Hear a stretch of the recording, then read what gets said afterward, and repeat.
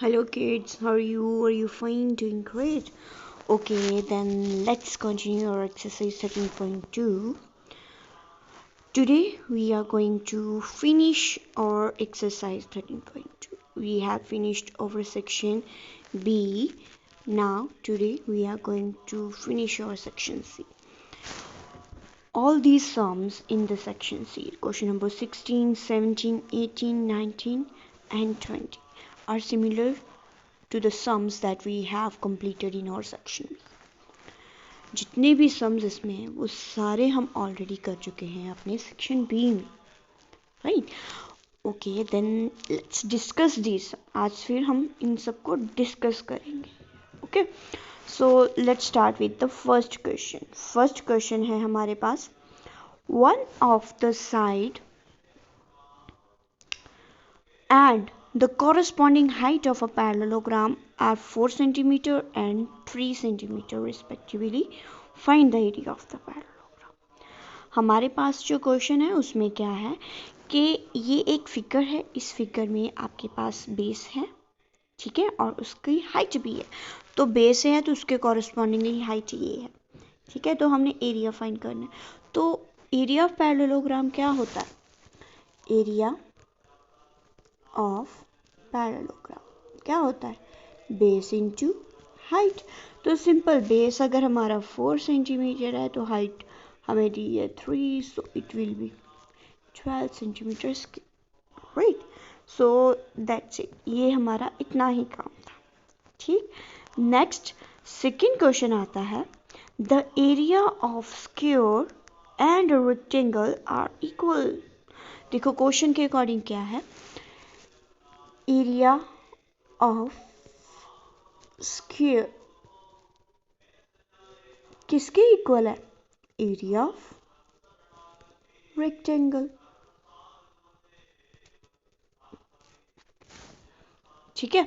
सो अब हमारे पास यहाँ से क्या कंडीशन निकलती है?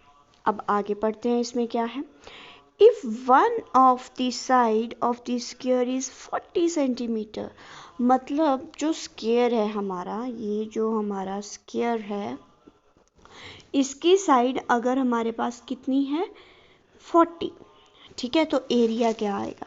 इसी से हम अपना यहीं से सम स्टार्ट करते हैं. तो वो आ जाएगा 40 इंटू 40, क्योंकि एरिया स्क्वायर का क्या होता है? Side into side, right. अब दूसरा देखते क्या लिखा है उन्होंने, and breadth of rectangle is, और रेक्टेंगल की ब्रेथ कितनी दी है? अभी ब्रेथ है हमारे पास रेक्टेंगल की 25 सेंटीमीटर, ठीक है. तो लेंथ इंटू ब्रेथ होता है, तो लेंथ तो हमारे पास है नहीं, length as it is. Breadth कितनी दी है? 25, ठीक.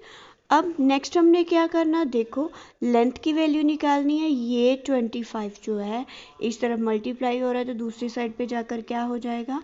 डिवाइड, ठीक. तो इसको अगर हम कट करते हैं, इसको सॉल्व करते हैं तो हमारे पास आ जाता है 64 सेंटीमीटर. डन.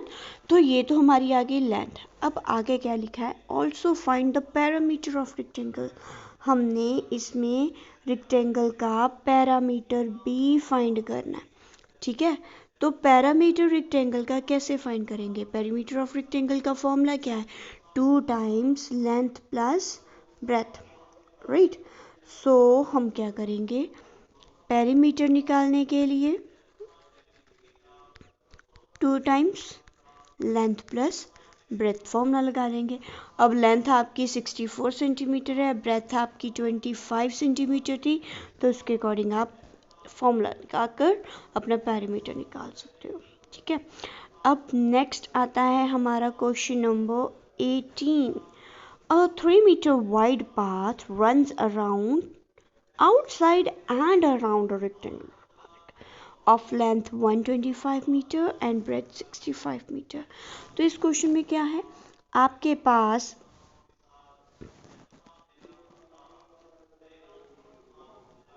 अगर ये रेक्टेंगल है, ठीक है. अब इस रेक्टेंगल के अराउंड एंड आउटसाइड, अराउंड मतलब बाहर वाली साइड पे, ठीक है. सॉरी, अराउंड मतलब फुल बाउंड्री पे, ठीक है, चारों तरफ से, एंड आउटसाइड दैट मीन्स बाहर वाली साइड से। तो वहाँ पे हमारे पास क्या है, एक पाथ है। तो इसका मतलब कि अगर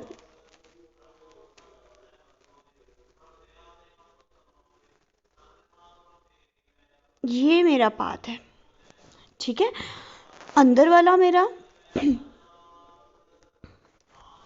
ये अगर हमारा क्या है, एक रेक्टेंगुलर पार्क है, तो ये उसका क्या है, पाथ है, ठीक है। तो अब हमने क्या करना है, ये जो रेक्टेंगल है इसका जो लेंथ है और ब्रेथ है वो हमें दी है 125 एंड 65। ये है 125 और ये है 65, ठीक।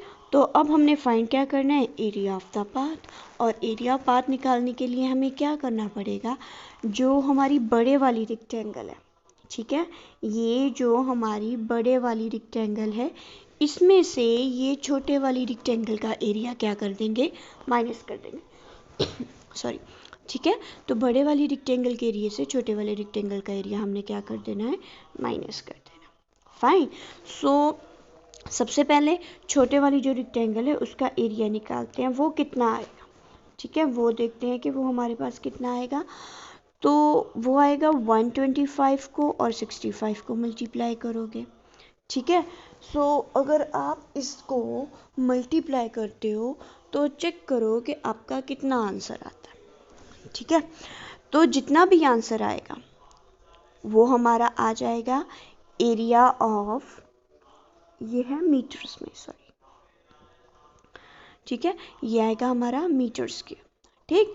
अब उसके बाद हमने क्या करना है, लेंथ निकालनी। अब जो बड़े वाली रेक्टेंगल उसकी तो लेंथ भी नहीं है हमारे पास, सो उसकी लेंथ निकालने के लिए देखो क्या हो रहा है हमारे पास अगर ये 125 है तो इधर से भी 3 मीटर बढ़ रहा है और इधर से भी 3 मीटर बढ़ रहा है, तो वो लेंथ क्या आएगी, इसमें 3 + 3 हो जाएगा, तो आपके पास आ जाएगा 131 मीटर, ठीक। और ऐसे ही ब्रेथ निकालोगे तो ब्रेथ देखो, ब्रेथ के लिए क्या होगा हमारे पास, ठीक है, ब्रेथ हमारी थी 65, तो इधर से भी 3 आ गया, इधर से भी 3 आ गया, तो 65 में 3 + 3 कर देंगे, तो ये हमारे पास कितना आ जाएगा, 65 + 6 = 75, ठीक है।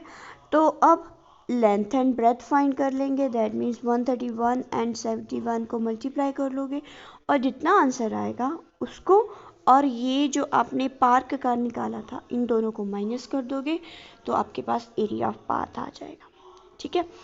अब नेक्स्ट है 19th क्वेश्चन। 19th क्वेश्चन में आपके पास क्या है, ये जो 19th क्वेश्चन है ये आपके पास है जिसमें उन्होंने बोला है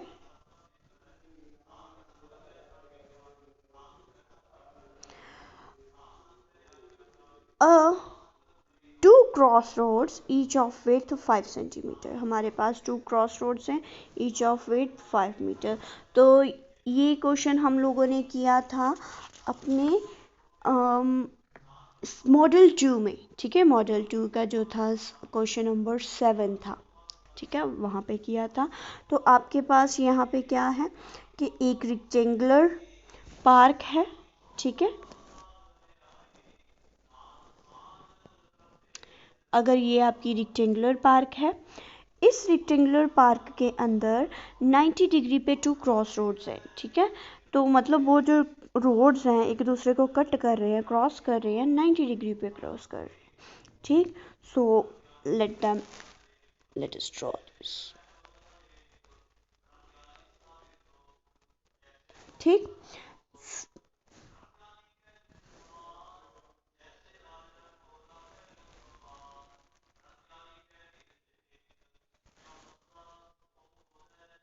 ये आ गया।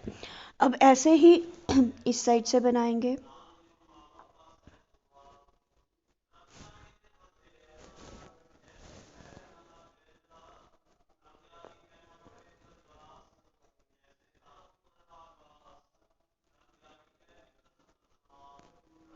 ठीक।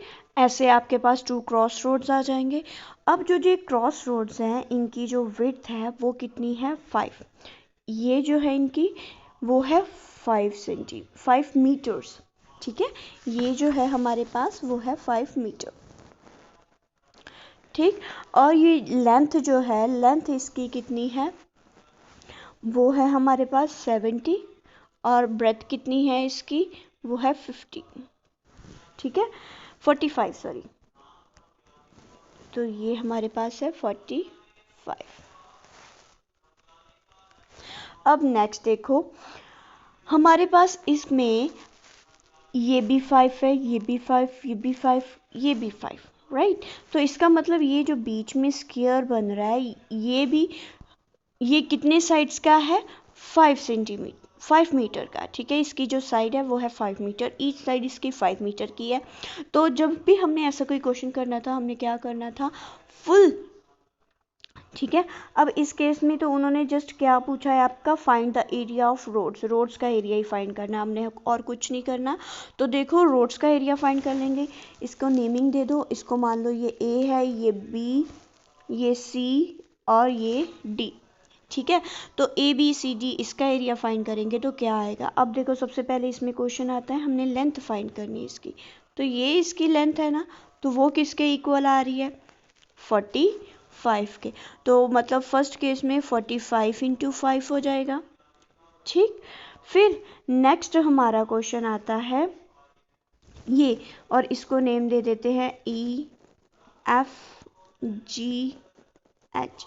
तो इस रोड की देखो ये जो साइड है वो किसके इक्वल आएगी, ठीक है, ये जो साइड है वो इसके इक्वल, ठीक। तो अगर वो हमारी 70 है तो ये रोड की भी 70, तो इसका मतलब इस केस में 70 इंटू 5 करना है, ठीक। अब बचा इसमें क्या है, ये स्क्वायर, ये स्क्वायर है, तो स्क्वायर की 5 साइड्स तो 5 इंटू 5 थी, ठीक है।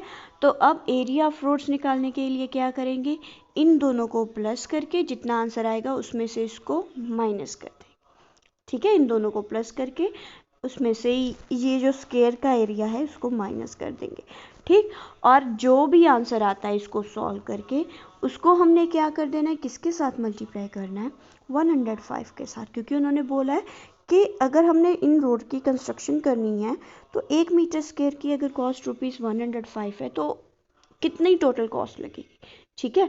तो देखो जितना भी उन रोड्स का एरिया होगा उतनी कॉस्ट लगेगी, उसको हम 105 के साथ मल्टीप्लाई कर देंगे, डन। अब ऐसे ही लास्ट 20th क्वेश्चन है। 20th क्वेश्चन में देखो आपके पास क्या है, आपके पास एक ये फिगर है, इस फिगर के अकॉर्डिंग देखो आपने इस क्वाड्रिलेटरल का एरिया फाइंड करना है। तो वो ध्यान से देखो, आपके पास एक ऊपर ट्राइंगल आ रही है और एक नीचे ट्राइंगल आ रही है, ठीक है। तो एरिया ऑफ ट्राइंगल क्या होता है, half into base into height. तो फर्स्ट वाले में half into base into height करोगे आप, तो वो किसके इक्वल आएगा, हाफ इंटू 15 इंटू 4।